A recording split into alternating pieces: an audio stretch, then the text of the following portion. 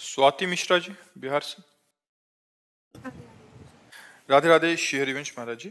महाराज जी, संसारिक जीवन यापन करते हुए, मोह माया में जीते हुए और चकाचौंध की लाइफ जीते हुए भी हम क्या भगवत प्राप्ति कर सकते हैं।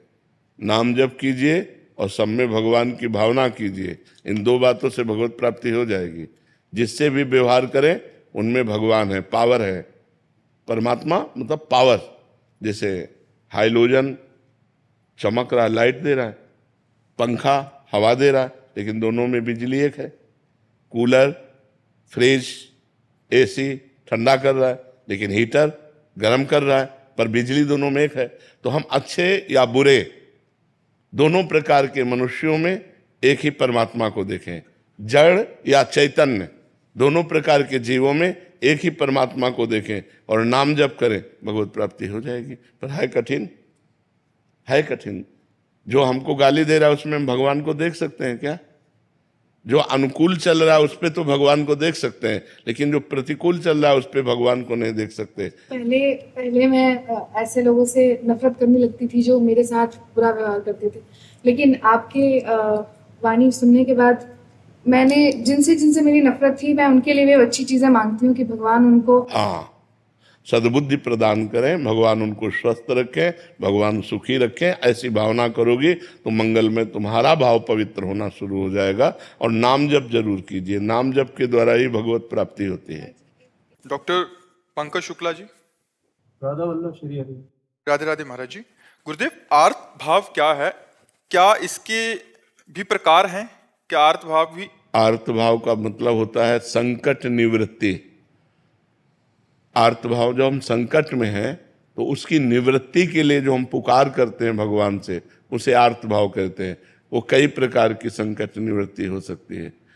शारीरिक संकट निवृत्ति, मानसिक संकट निवृत्ति, आर्थिक, सामाजिक, बहुत प्रकार के संकट हैं। संकटों का तो जाल बिछा हुआ है। संकट निवृत्ति के भाव में भगवान को पुकारना आर्त भाव कहते हैं, कि हमारा ये संकट दूर हो जाए। जैसे द्रौपदी ने आर्त भाव से पुकारा अपने शरीर रक्षा के लिए कि हमारे शरीर से वस्त्र न जाए।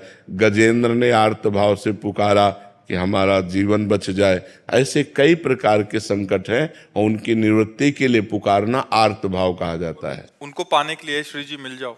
हाँ, उनके पाने के लिए भी आर्त भाव से पुकारा जाता है कि प्रभु मेरे में सामर्थ्य नहीं है कि मैं काम विजयी हो सकूं, क्रोध विजयी हो सकूं या निरंतर भजन कर सकूं। नाथ आपकी कृपा से आपकी प्राप्ति हो सकती है, हे भगवान हम पर कृपा करो। और वो आर्त भाव से रोता है, तो इसे भी भगवान की आर्त भाव प्राप्ति के लिए हो जाता है।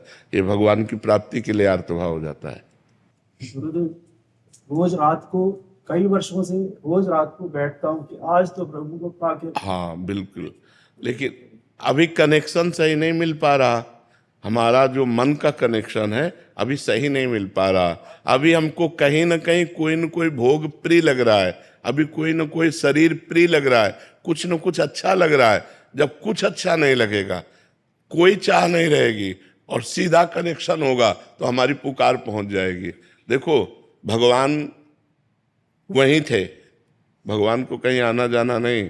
जब सभा में द्रौपदी जी को लाया जा रहा था तो उनके मन में 5 पतियों का बल, सभासद धर्मात्माओं का बल, फिर अपने हाथ का बल, फिर दांत का बल।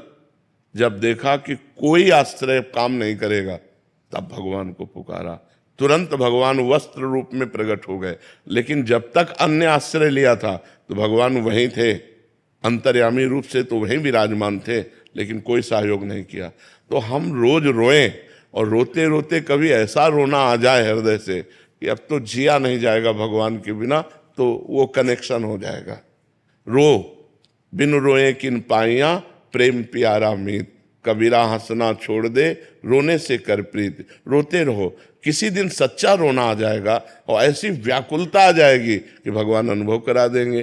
देखो, सर्वांतर्यामी भगवान तुम्हारे हृदय में भी बैठे हैं। ऐसा नहीं है कि वो तुम्हारी सुन नहीं रहे, वो सुन रहे, लेकिन अभी कोई और चाह है, अभी कोई और है अपना।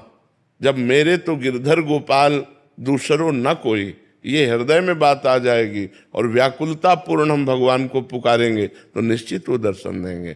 जैसे अपने काशी के घाटों में भूख प्यास कष्ट सहते हुए रोज आज महादेव मिलेंगे, आज महादेव मिलेंगे, रोज आशा रहती, और एक दिन ये आशा पूरी हुई। तो ऐसा नहीं कि भगवान हमारी आर्त भावना को नहीं सुन रहे, लेकिन जब तक कोई और है, वस्तु व्यक्ति स्थान कुछ भी और है, तब तक भगवान दर्शन नहीं देते। जब केवल भगवान रह जाते हैं तब भगवान हमारी बात सुनते हैं। गुरुदेव डर लगता है कि प्राण ना निकले उसके पहले ही। नहीं, अगर प्राण भी निकल गए तो काम हो जाएगा, क्योंकि आप रोज भगवान से प्रार्थना कर रहे हैं और भगवान की शरण में और नाम जप कर रहे हैं, तो ये व्यर्थ नहीं जाएगा। ये तो अविनाशी भावना है, ये तो आप भगवान की बैंक में जमा हो रही है, तो आपका कल्याण करके ही छोड़ेगी। ये आपको फिसलने नहीं देगी, ये आपका निश्चित कल्याण कर देगी। आप निर्भय रहिए, निश्चिंत रहिए।